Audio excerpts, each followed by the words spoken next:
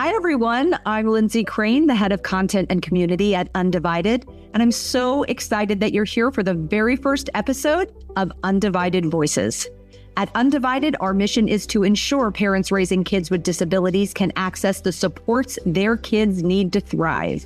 And anyone in the disability world knows that is often way easier said than done, which is why we knew we wanted our first episode to center on one of the cornerstones of disability rights and belonging: inclusion. So I sat down with Dr. Caitlin Solone. She's an education advocate, teacher educator, and faculty member at UCLA, in addition to having a sibling with disabilities. Together, we talked through some of the biggest myths about inclusion in our schools, and Dr. Solone offered tips that break through the real and imaginary barriers of what's possible for our kids. And with that, let's get to it.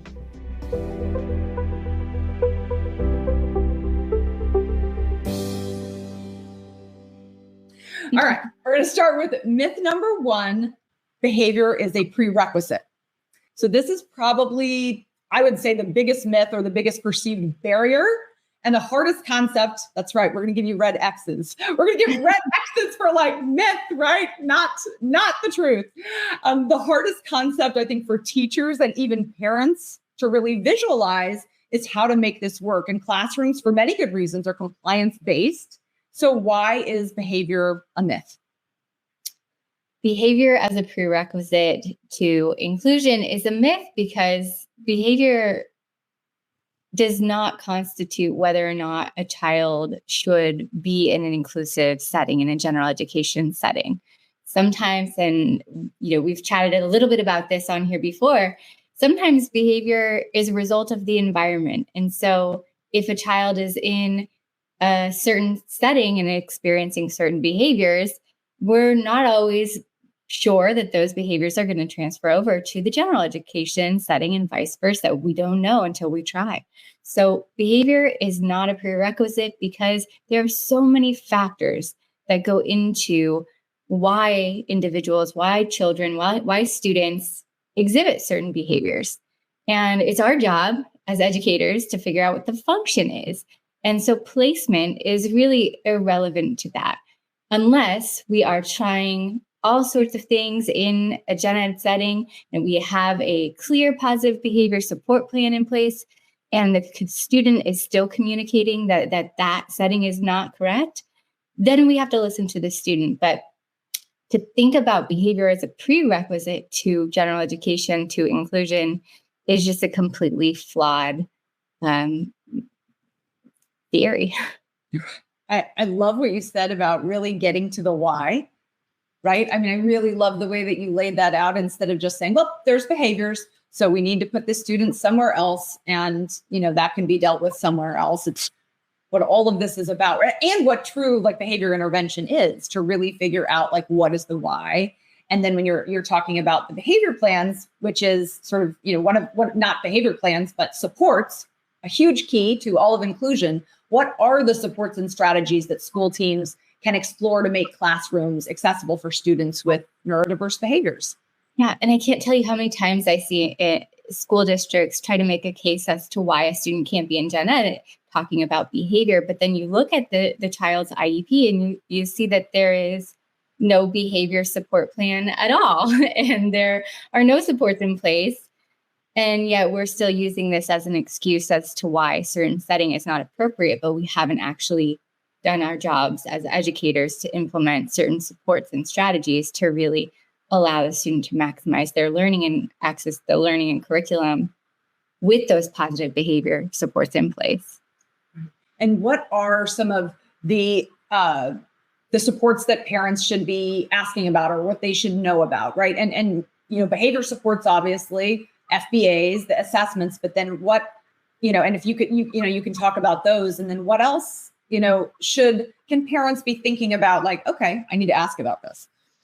Yeah. So if you're getting emails home, text messages, calls from the school, anything like that, and you're getting complaints around behavior, my first question would be, okay, is there a behavior support plan in my child's IEP? Do they have behavior goals? If not, that would be my question to the IEP team is, okay, well, should we get a positive behavior support plan in place? What strategies are we trying? Do you know the function of the behavior, which is the why? Why is my child doing this? Have we figured that out yet?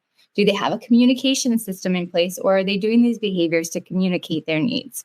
Right. So we have a lot of questions to ask the team as that input starts coming in. So if you're getting that feedback from the school, then you can kind of give that other feedback in asking those right questions.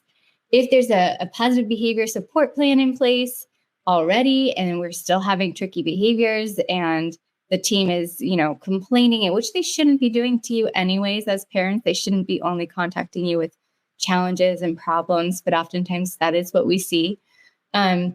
But you can always ask, like what Lindsay said, for a functional behavioral assessment, which takes quite a bit of labor from the school and is a very advanced kind of assessment to evaluate the function of behavior, which we turn to when we can't figure it out without that formalized assessment. In the classroom, there are all sorts of positive behavior support strategies that we can put in place.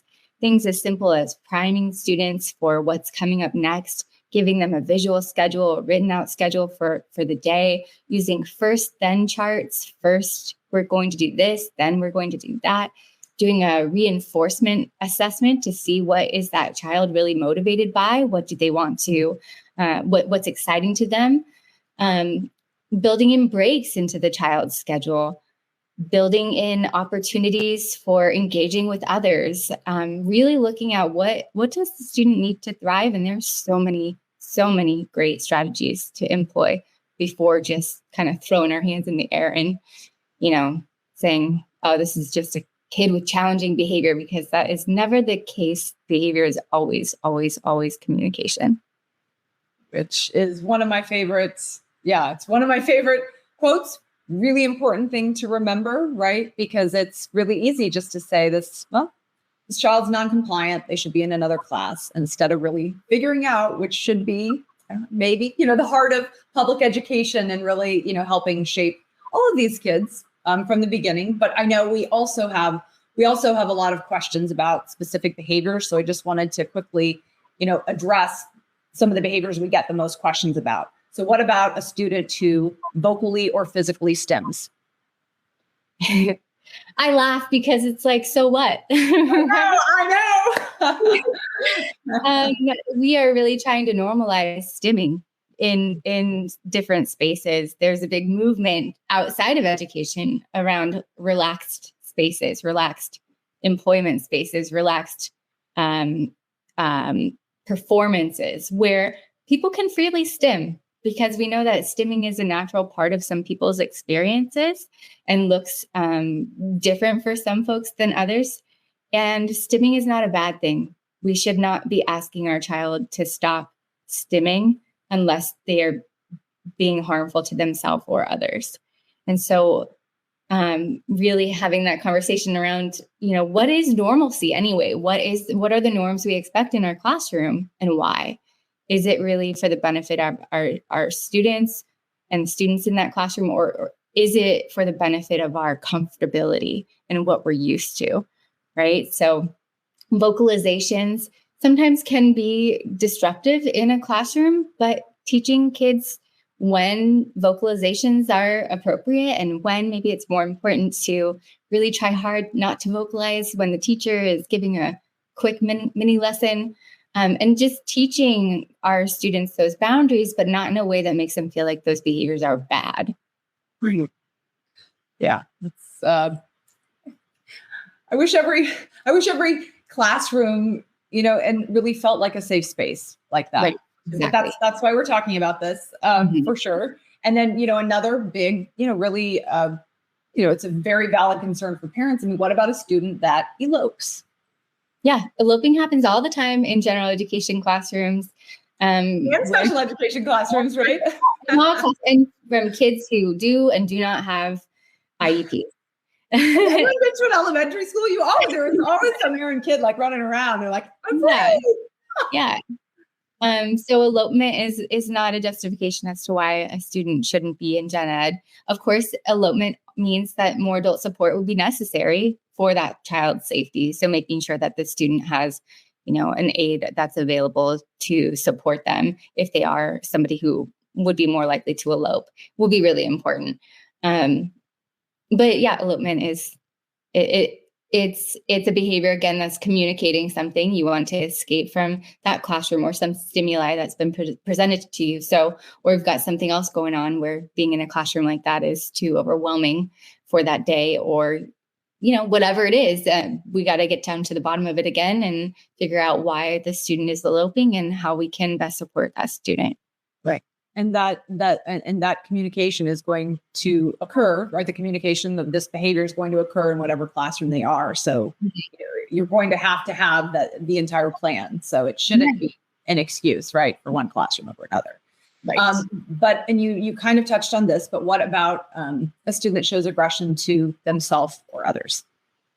So again, same thing, figure out what is the function, what is the reason the student's doing that, and have a really clear plan in place for clearing the classroom, making sure the student's safe, not putting hands on the student, but making sure that, they are protected, that they are safe, that other students nearby are safe too.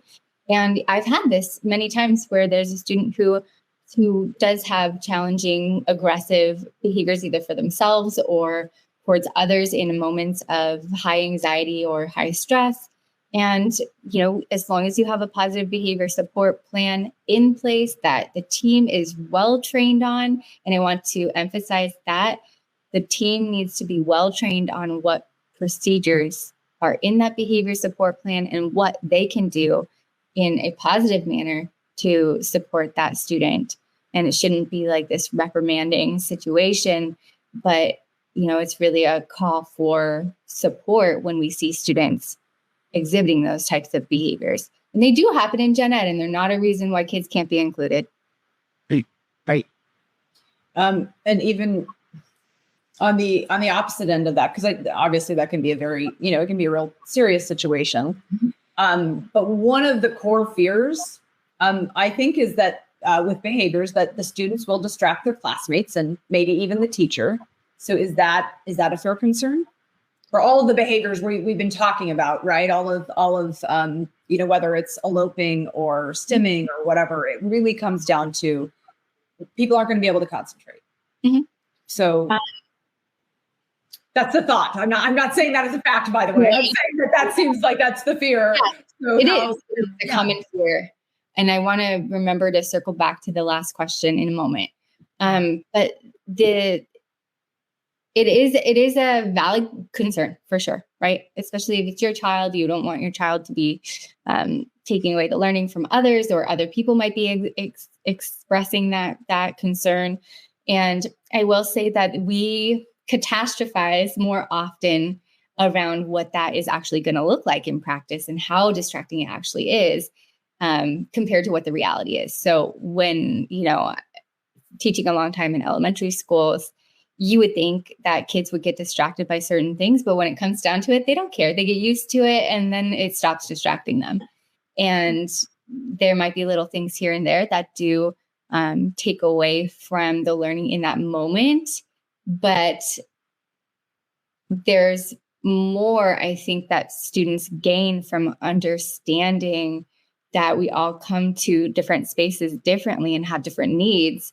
And so that really teaches kids how to be compassionate, and also how to accept those moments when they're feeling stressed out too, and knowing that they're not alone when they're having a bad day, because they see that other people do too sometimes, or other kids their age have different challenges. They might not look the same as theirs, but they're just different, right?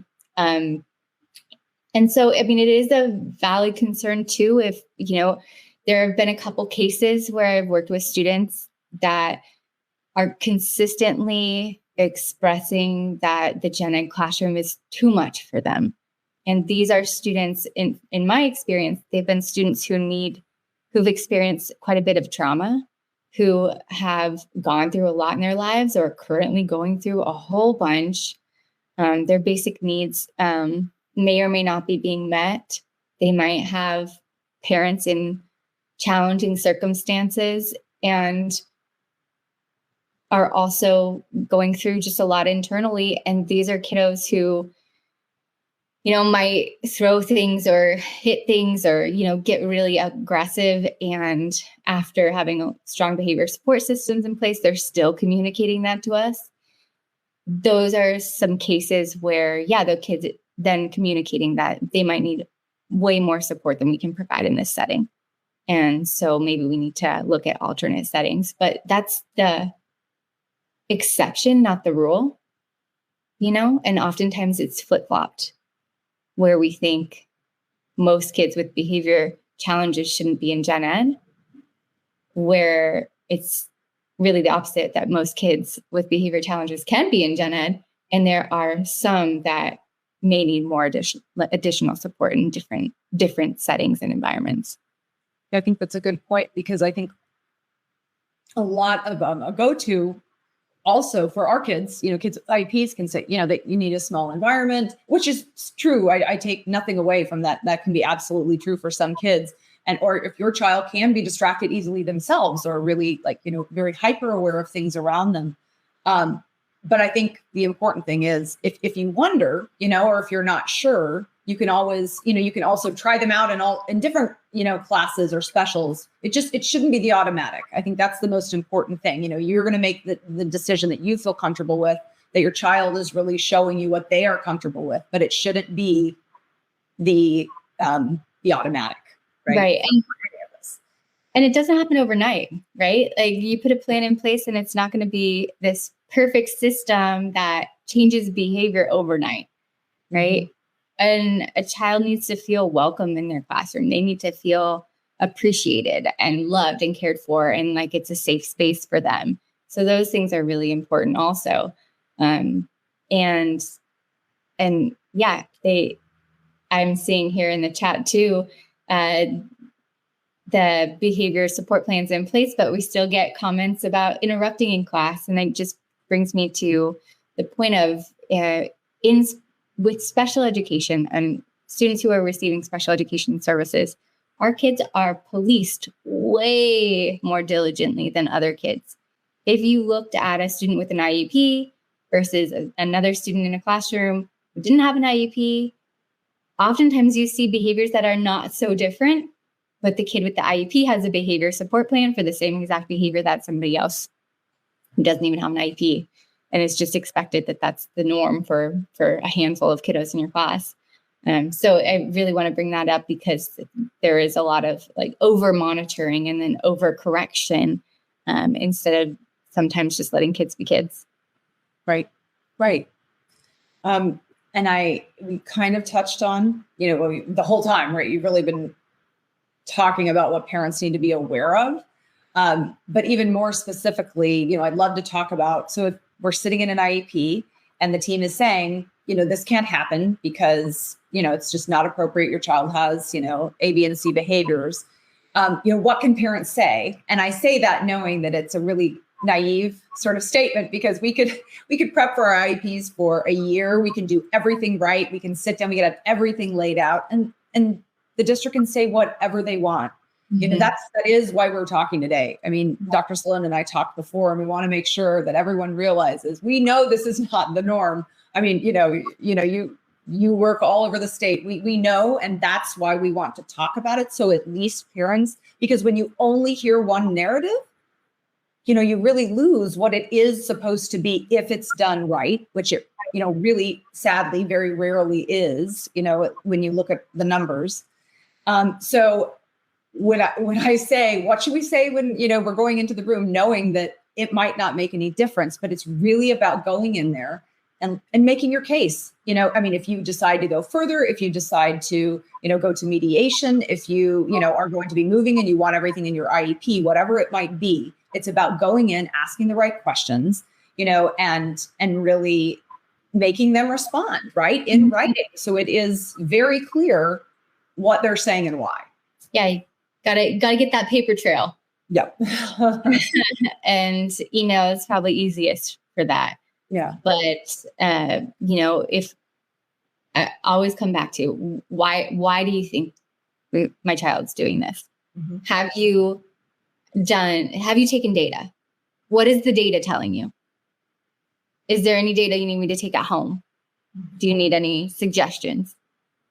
If there's a plan in place that's still not working, have we done a functional behavior assessment yet? You can request that as a parent. You can request that evaluation for an FBA if you want one.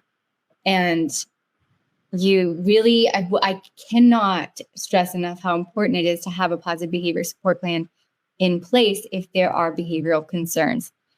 If that's not in place, get it in place. Because if there's a need in behavior, there should be a behavior support plan. And I keep saying that because there's so many kids I see that don't have that, even though they need it. And it's a common complaint from teachers.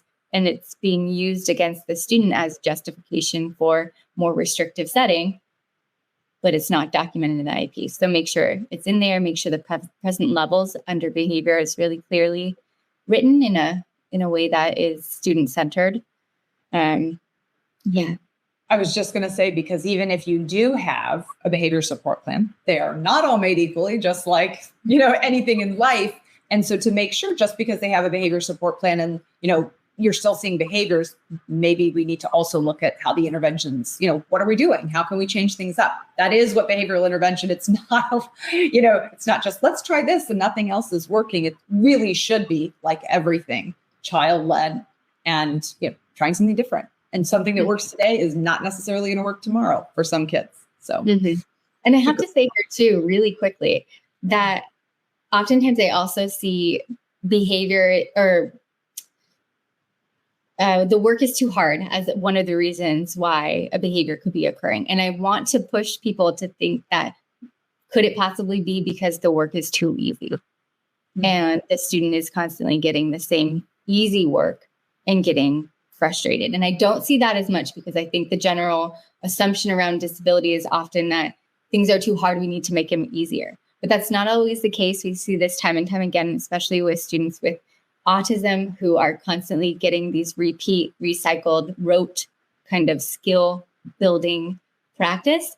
And we see them, when you give a different modality, they are able to access way beyond what people expect. And so when you think back at what is the reason the student's doing this, really want to push people to think about not just work is too hard and they're trying to get out of it, but maybe it's just not rigorous enough. Absolutely. Yeah. All right. We're going to, were we going to say something else? Oh, okay. I was going to say we should move on to myth 2. So academic achievement is a prerequisite for inclusion. Yeah. So Dr. Solone, let's just, start with our, let's lay the groundwork here. Do you have to have a certain test scores to be in a gen ed classroom? No. And almost so many school districts think that you do. So many administrators think that you do. Think you cannot be on modified curriculum unless you are in a self-contained mod severe SDC, for example. That is not the case. You don't need any type of test score. You don't have to be meeting grade level standards to be included in a general education classroom. In fact, we have so much data and research these days that suggests that students with intellectual disabilities and more significant support needs thrive and excel when they are in those settings. So no, that is not accurate. And you do not have to earn your way into a gen ed classroom, right? You do. Exactly. And also when you were talking this, and I my thought left me as you were finishing up the last thing you said, but it's relevant here as well, that whereas sometimes maybe the work is actually too easy, it also might not be accessible. Exactly. So it's not really easy, but if it's not accessible, right? Exactly. And obviously can bring out behaviors. It can bring out, a child not being able, to keep up, whatever it might be, these kind of myths that we're hearing. It might actually, usually is on the other side of things, right? Things aren't being made so that our students can, or all students can access what's happening. Exactly. And I love what Allison said here in the chat. The work is too hard. The correct teaching learning methods haven't been identified. Exactly. Right. So yeah, if we could reframe people's thought around that to exactly what Allison said, that the teaching and learning methods have not yet been identified. Right. Exactly right. That's exactly right. And I think Allison also asked, can you define modified curriculum in this context? Yeah. So modified curriculum, there are two different kind of camps. One being modified curriculum is just curriculum that is not meeting, is curriculum designed to support students that are not working towards grade level standards. So if your student is in third grade, then the expectation traditionally would be that they're working towards third grade level standards. And by the end of third grade, they would be meeting those third grade level standards. If a student is not and is pretty far below third grade level in academic areas, they might have modified curriculum that allows them to work on curriculum aligned with grade level standards, but not be expected to reach those full standards by the end of third grade, for example. There's another camp that thinks that modified curriculum is a kind of a box curriculum that's a modified set that you would see like in a STC classroom, like unique learning systems would be an example of a modified curriculum. Right. Well, and that kind of leads to the next thing that I was going to ask is, how can school teams really design a class so a student with intellectual disability gains a meaningful education in that gen ed classroom, even if they are grade levels behind? Yeah, it's so much easier these days than it used to be because we have so many great tools. The Common Core connectors, which we've talked about here quite a bit, the dynamic learning maps. These are all tools that we can use to see how we can adapt curriculum, how we can change the learning targets. And that's really what modifications to the curriculum do. Accommodations provide different access points. Modifications change the learning target while still keeping aligned with the gen ed standards. So you can design an inclusive classroom that supports the needs of many learners by first having a universally designed classroom, really thinking about universal design principles and how students can access the learning, not just for kids with IEPs, but for all students. If we can start with a baseline UDL, universal design for learning, baseline in a classroom, then what we need to adapt is very little for students with more significant support needs. Universal design for learning principles allow you to, provide content in multiple modalities, provide access to showing what you know for kids in multiple ways. So if a student thrives in auditory processing and really remembers everything, then maybe, taking a test is not the best demonstration of what they know. So you want to ask them, or their verbal skills are really high. Then you might want to ask them the questions instead of expecting them to, read the questions and answer on a multiple choice test, right? We might want to give kids multiple ways to learn the different topics by listening, by engaging hands-on, by reading, by watching videos, right? Thinking about many different modalities for learning and demonstrating what you know, and then always thinking about access too. But you look at the standards, you see, okay, what are the essential skills that kids need to learn in order to eventually meet this standard? And how can I change the learning targets in this lesson to meet the needs of the students that are working at different learning targets in the context of this one lesson, right? So it is, so if you're working on, I don't know, what's a good example? Anything that comes to mind? Fractions. If you're working on, that was what popped in my mind too. We're just doing some homework, so that's in my mind.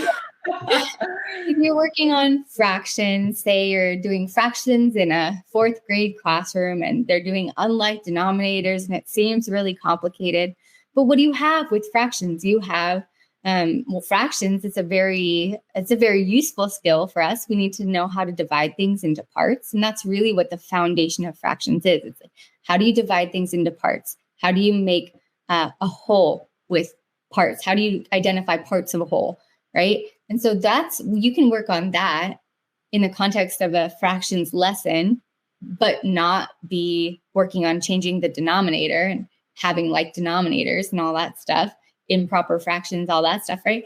But in fractions, you also have, every operation, addition, subtraction, multiplication, division. So we can be working on those skill sets too. There's also a lot of number identification. So if a student's just still working on number identification, you can identify the numbers and the fractions. Maybe the students, reading the numbers, identifying the numbers on the board when the teacher is going through the problem, right? There's so many different creative ways that we can really support all learners in the context of a gen ed classroom.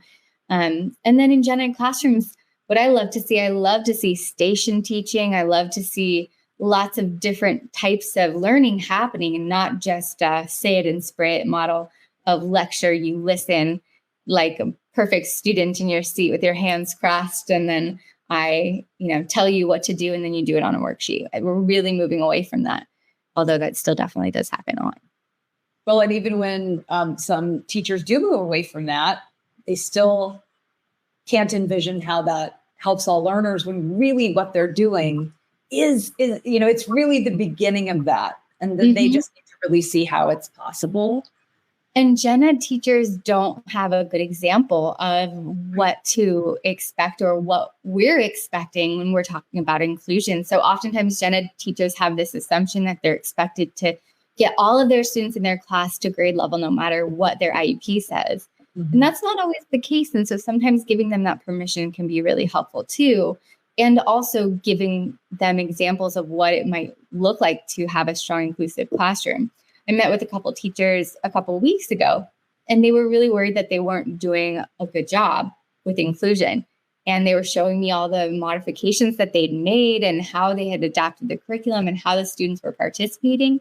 And I was like, this is fantastic. This is your first year doing this. This is fantastic. And they were shocked to hear that. And I said, you have to understand what this offers students compared to in an SDC. We have a lot of really well-meaning SDC teachers and special education classrooms that are wonderful, but we don't have access to the curriculum in the same way that gen ed classrooms do, nor do as special educators, and I was one, don't have the same training in the content as gen ed teachers do. And so gen ed teachers oftentimes need to be reminded of that so they can see actually how beneficial it is for students with many different needs in their classrooms. Which is exactly what Carrie just said, right? Like, we need to make the impact of the university and certification programs, right? We need to make impact there so we can change how they approach the issue. And I know that is that's in process. It's something I know you've been involved with. One of the hardest parts about that is oftentimes it's hard to get good examples for pre-service teachers to see. And so we can be, as far as all of the special education specialist credential programs that I know of in California right now, teach inclusion, teach UDL, our gen ed teacher training programs, all really, really push UDL and have for the last 10, 11, 12 years. And so our teachers coming out, they have that training in the background, but in practice, if that's not what they have seen with their student teaching, or if it's not the style of the school, like what the norm is of the school, things change really quickly from what teachers have learned to what they actually implement in practice, because they don't have always the most helpful support models or resources. Right. And I do want to hit on, because I see there's another question from Evie. Two things that you said that I just want to really underscore, right? That you don't have to keep up to be in gen ed, right? Everything that Dr. Solone just talked about, it is about learning in your own way with the class, in whatever way you are learning. That is true, like universal design for learning, and there shouldn't be any pressure about that, right? Because it should be designed, should be being the key phrase, so that you are involved with everything happening, but learning exactly where you are, and that you don't have to close the gap, which Dr. Palenka said something a couple of weeks ago when we were talking, and she really was driving that home, that it shouldn't be the expectation. I mean, the goal for many, definitely great if you can close that gap, but for some kids, it's not going to be possible. And that again that should not be a barrier into gen ed. So, right. It's really important, because it's not something we really hear the opposite a lot. So that's definitely something to remember. One more question from Evie. How do you feel about a preschooler having goals on CVC words for their transition meeting into kindergarten, but they haven't even been exposed to sight words nor CVC words yet? Would those goals be considered unrealistic? Yeah, that's a really good question. That's interesting. That would be a goal that's aligned with the gen ed standards, that's for sure. And I think as a mom or dad, parents, you all know your child best. So if you think it's too lofty of a goal, then have that conversation. But the team might be giving you a goal like that because it is aligned with the gen ed standards, which they're supposed to do.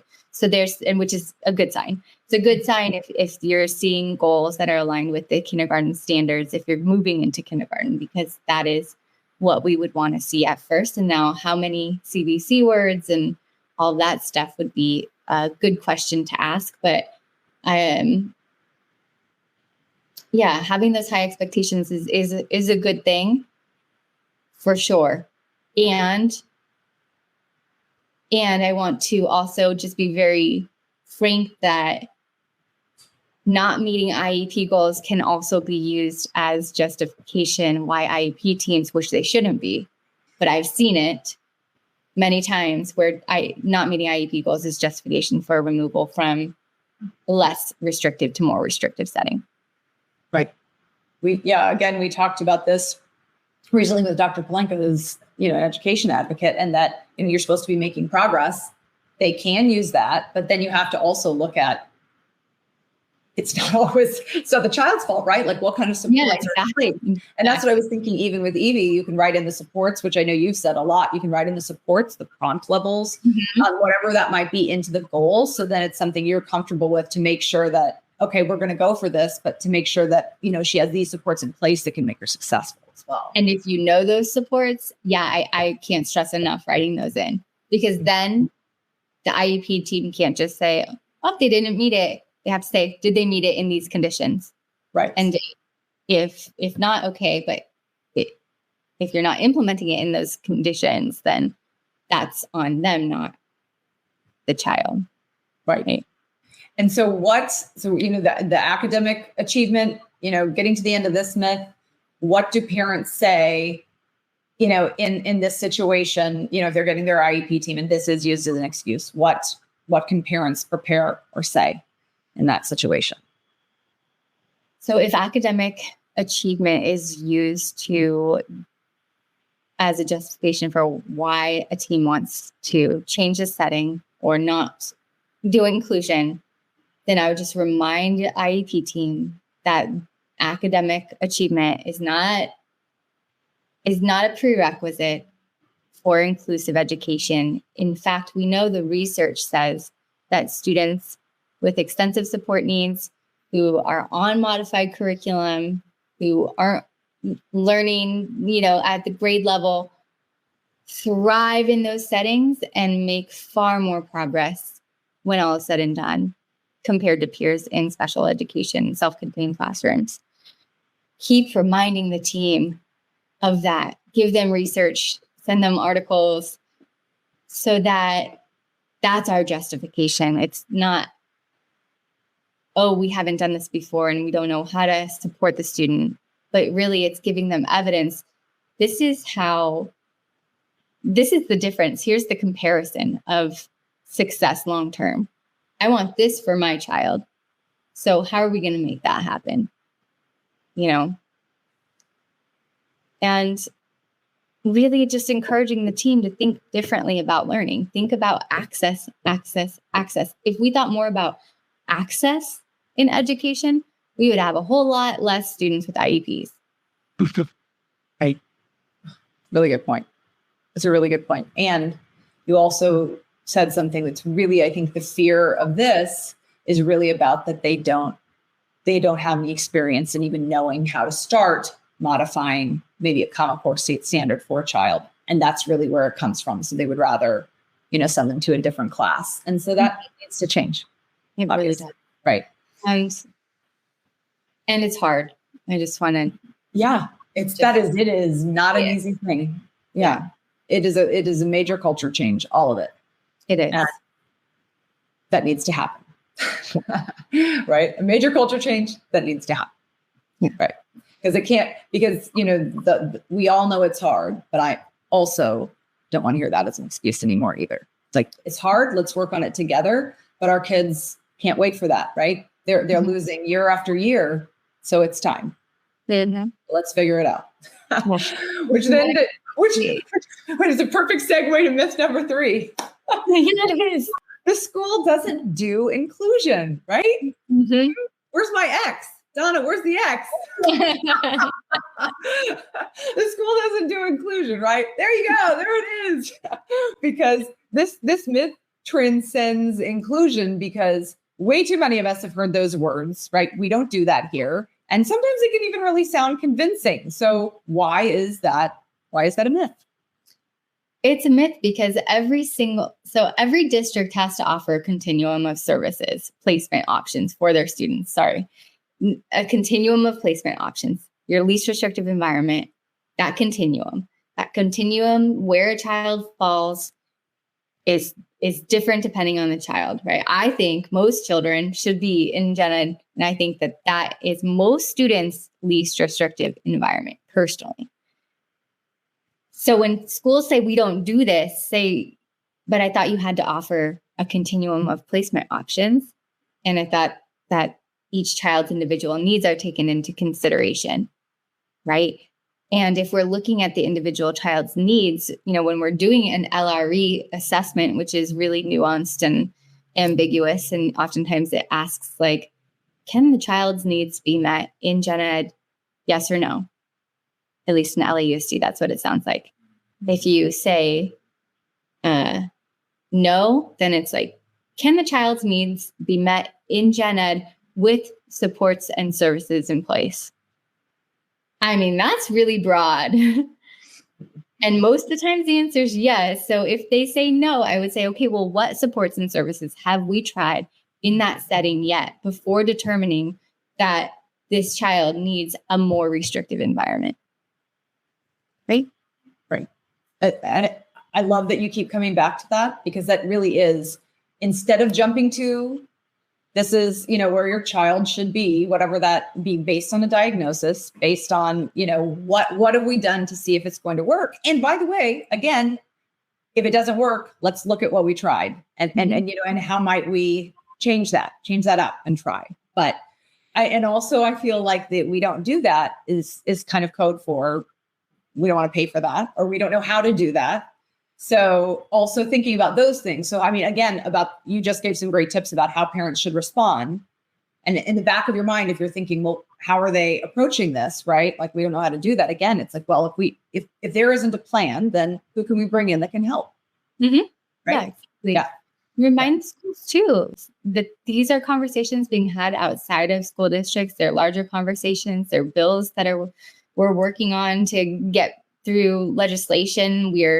It's a really big movement, and the more research and data we have to back it, which is coming and is there, the more parents are going to be asking. So if not now, it's coming down the pipes, and there will be more pressure on schools to be providing inclusive options more widely than they are now. So if they're not willing to address it now, then they're going to have to down the line. So it's got to start somewhere. And I would say, if you are not, maybe you think you're the only parent that is thinking about that, I will just say, talk to other parents. And if there's a lot of you in the same boat, right? IEPs can keep you so isolated, right? Mm-hmm. And you can't talk about it. If there's, if maybe you had a settlement, you signed something saying you can't talk about it. I mean, it's really all designed so you don't really know what else is going on. So organize, get with your other parents, find out what's going on, try to be collaborative, but then build something within your district, right? Start wherever you can. Maybe that's starting within your school, and then you can tackle your district about really, though, parents coming, sitting at the table with the people who are making decisions, talking at school board meetings, start really trying to bring light to the reality, because so much gets normalized, and people, even, well-meaning allies, they've seen this for so long, and they, you don't even think about it. So start, and I know many parents have done this again. So I don't mean to naively say that, people haven't been advocating for so long, but there is power in numbers and speaking publicly. Yeah. While trying to work with everyone, but also not letting people look away. Right. And it doesn't always work, but you just keep trying. Keep trying. And I'm not sure that every parent here understands, right? We all know that few things happen on the first go round. And it can feel so lonely going through the process, right? And to Carrie's point, privacy issues. You want to reach out and get the phone number of a kid in the class, and you can't because of privacy issues, or you're met with so much red tape. And so it does take quite a bit of capacity to be able to even have the bandwidth to push, to fight, to collaborate, to organize. It does take a lot of bandwidth, but what is just one thing that you can do to take a baby step forward? What is just the one person you can connect with to join in this journey together, right? You don't have to go at it alone. And the more experiences that you can have as evidence or as knowledge, the better. I know my mom, I have a younger sister that Lindsay spoke about earlier, who has cerebral palsy and an intellectual disability, and going through her whole entire general education, or not gen ed, her educational path. Yeah, it is very isolating. But my mom, she got all her information from other parents, from talking to other parents. And it was so much harder when my sister was younger to find those people because of all the reasons that you said, Carrie, and more. And so really just find one other parent that you can connect with, listen to, have them listen to you, and strategize, And then when you feel like you have bandwidth, find another team, start building and growing. And if you go through a settlement agreement or anything like that with a school, oftentimes you do have to sign an NDA, and then you can't talk about the stuff you've gone through. Right. So talk to people before that happens. Talk to people before you sign. So true. And that I would love to do. We need to do an entire event about really parent organization. It's something that's near and dear to my heart. And in our district, it started with me and another parent, right? And then now it's become, many, many, many voices, but it does. It's just, we find our allies however they can. And it doesn't mean that, you think it's two people, what are we going to do? But then there are more. If you are on this call, you are definitely not the only one. I also wanted to point out that a previous conversation that a previous event that we had done was all about how to write inclusion into your IEP goals. And so Brittany is going to share that recording link in the chat window. So you should definitely check it out, because you'll get an idea of how you can work inclusion into your IEP in many ways. Dr. Solone has touched on some of those today, but she gave amazing advice about really how to write inclusion into your IEP goals. So you should definitely check that out as well. And this also brings us to myth number 4, which is a particularly disturbing one. Your child won't get anything out of it. There's a lot to unpack with this one. So I don't know, where do you want to start? I hear that a lot, and I hear it oftentimes I hear it both from parents and from gen ed teachers the most. And again, I think it's because we have worked presumptions around what learning looks like and what it means to get something out of something, and also incorrect or just limited knowledge about access and how to provide access to students who may not learn in a typical fashion. And so, kids get so much out of inclusive classrooms most of the time. And it's not inclusion if a child's just in the back at the table and doesn't have access to the curriculum, right? Like, that's not true inclusion. And when we're talking about inclusion, we're talking about really meaningful inclusion, where that is this child's classroom. The gen ed classroom is their classroom. Their peers are their peers. They're not on a different roster. They're not out of the classroom for the majority of the day. They're not siloed at the back table with an aide working on something totally different. right? That's not inclusion. That's not what we're talking about when we talk about inclusion. When we talk about inclusion, we're talking about a child who has access to the gen ed curriculum, who can engage in the lessons, but at their own skill level and working on their own learning targets that are aligned to what the class is working on. It means that they have their peers, that they have access to the social opportunities, that they have relationships with their peers that are developing and growing. And sometimes that takes a long time. But if you're not in those spaces, that will never take place, right? So yeah, children get way more out of it than we think, especially when it's a nurturing, loving, caring environment where they feel like they can take risks, grow, learn, thrive. And yeah, I mean, I'll just give you one example. It's one of my favorite examples. I had a student who came to me in 3rd grade, and his mom said, he's been in SDC since kindergarten. He has an intellectual disability. His speech has basically plateaued since kindergarten. He can say his name, Lion King, and I love you. And that's pretty much it. And his sister's name. And so he came in 3rd grade, and there were a lot of challenging behaviors at first. He wasn't used to the setting. He wasn't used to the environment. He was, acclimating like we all need to do when we're doing something new or in new spaces with new people. By the first month, he was saying many more words. He had peers all around him that were modeling conversational skills, that were doing things that he was really motivated to chime in and figure out, how do I communicate this? By month 3, he was speaking in full sentences. And I'm not saying this is going to happen every time, right? This is just one example. But by month 3, he was speaking in full sentences, saying all of his wants and needs. His behavior had improved drastically. He had tons of friends in the classroom. He was a really social little guy. And it was incredible. Now, someone could have said, well, what's he going to get from a gen ed classroom? He's, still learning basic sight words and isn't yet reading, and, is really struggles with fundamental skills.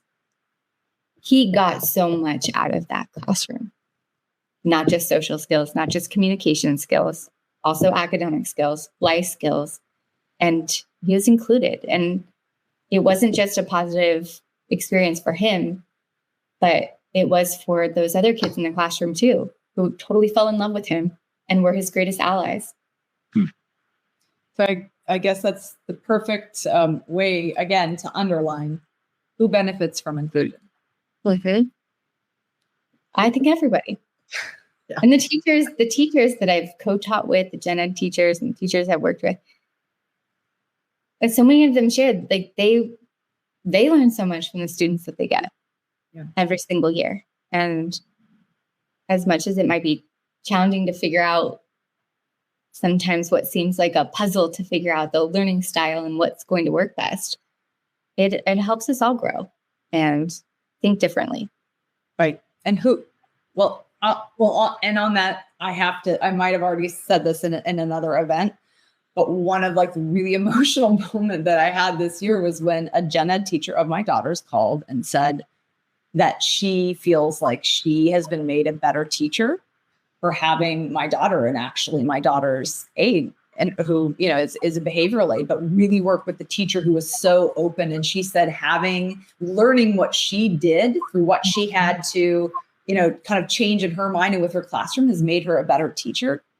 And, after years of only hearing that from teachers who didn't want my daughter in their class for all of these myths that we're talking about. And this is one of the best teachers, for any student that you can imagine. That was it's really important when somebody sees your child. So that's really huge. And I think that brings us to, I was going to ask too, we said, who can benefit. So who can't? Is there anyone who can't benefit other than, I guess I will let you answer that. Is there anybody who can't benefit from inclusion? We have to There are students who communicate that a different setting is better for them. And I think we have to honor that. So while I'm a huge cheerleader for inclusion, I also recognize that sometimes and some students need different things. That's why we have a continuum of services. Mm-hmm. But inclusion, in my perspective, should be the expectation and the rule rather than the exception, because I do think the majority of kids do and can thrive in inclusive settings. Like I shared earlier, I've had students in the past who show us that even with all these great supports in place, even with an aide, even with really great parent-family school relationships and tons of communication, the student's still communicating through behavior that is not the setting for them right now. But that doesn't mean that that's not the setting for them long-term. It's just not right now.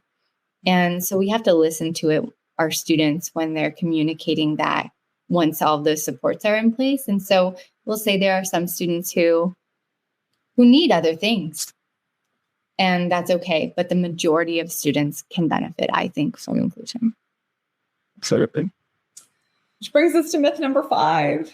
So interventions can't occur in the gen ed classroom. No. And I think we were kind of talking about this before, and I think this could be a tough one for some parents, because many of our kids, they need a lot of interventions, and push-in does carry some perceived limitations. So I'd love for you to give us some examples of various interventions or therapies and how they can work in the gen ed classroom. Yeah, so definitely, like in elementary school, we are doing interventions often in gen ed classrooms anyway, or we have specific intervention times. Most schools do. It might be like no new teaching time where we do interventions. Whatever it is, most schools have some format where they have intervention embedded. And so interventions can happen in gen ed classrooms.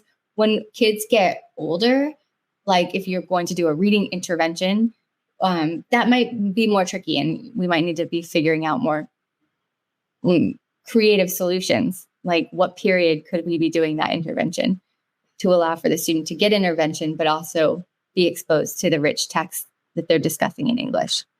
In terms of services, and if you're talking about speech, OT, PT, all of those services, majority of those services can be push-in. And it really frustrates me, to be honest, how much of those services are pulled out. And I know oftentimes as parents, we feel like it is best for our child if they get pull-out services that's one-on-one. It feels special. It feels like it's the best possibility. But I can tell you, when you push it in and students can get access to what they need in the natural setting, like if the OT pushes in when they're doing some type of, they're making something in class and needing to use scissors, the OT comes in to help with cutting during a natural time where the kids are cutting, rather than pulling them out maybe during math, then they're missing math instruction to go to the OT's room to cut with scissors. It just doesn't make sense to me. And it's also really disruptive to the student's schedule oftentimes. And when we're talking about students who oftentimes, not often, but some students who need help with transitions, and that can be an area that's challenging for behavior, then we are creating all these needs for new transitions. That's also really tricky. For speech can be pushed in. If it's articulation, if you have goals, then yeah, pull out's great. Pull out is great, especially if we can do it at a time that makes sense and the student's not missing anything. But if it's like pragmatic social skills goals with the speech therapist, let her meet the child at recess. If she can push in during recess or doing small group work and support with the exchanges in those natural settings, I mean, that's great. That is so much better than these isolated therapy rooms where then this child has to go generalize the skill out in the world anyway. I also think a big reason that sometimes that happens is, at least our experience and a lot of other people I know, was schedule. It's like, yes. schedule, no. And the teachers didn't want it in the classrooms because they didn't want it to distract, right? Going back to some of the previous things we talked about. And it's like, we have too many students. We just have to pull them when we can. And so another thing to maybe, we started really addressing it in our IEPs. I know a lot of other parents have of like, I don't want my child pulled out during, if they are going to pull out, if that's, but you didn't want them pulled out during core classes. Right. And I know that can be a struggle too, because a lot of schools, elementary schools especially, they don't want to do a master schedule. That seems like a lot.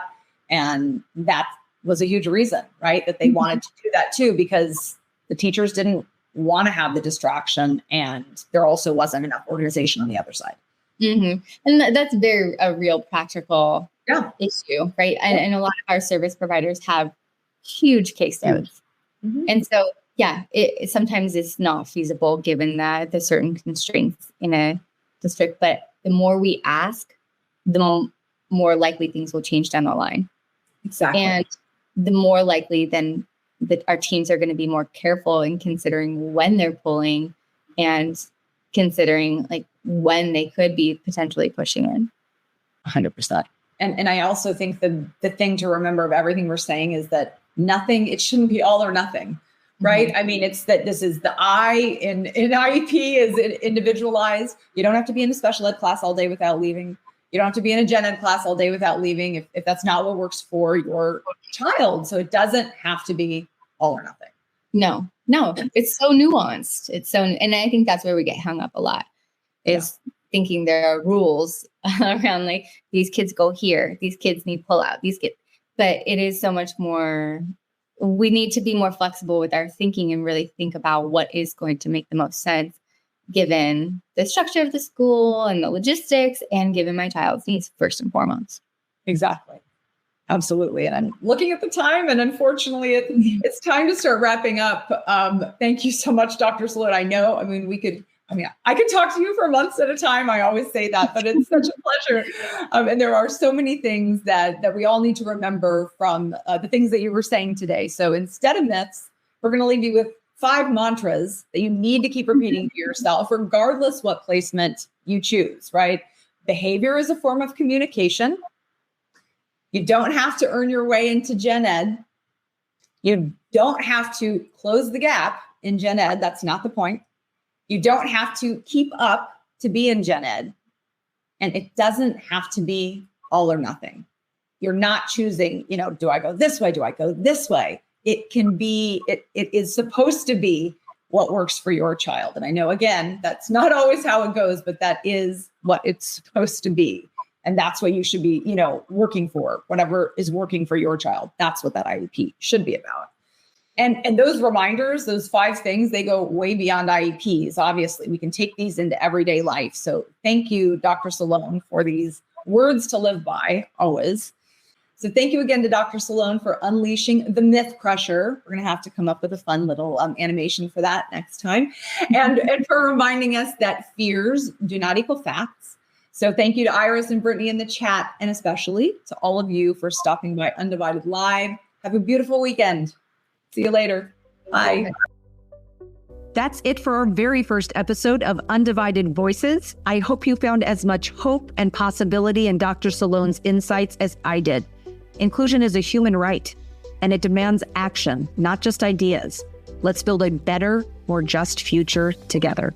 If you enjoyed today's conversation, be sure to subscribe so you don't miss future episodes. And if you want more resources and support for your family, visit us at www.undivided.io. Thanks so much for listening, and we'll see you next time on Undivided Voices.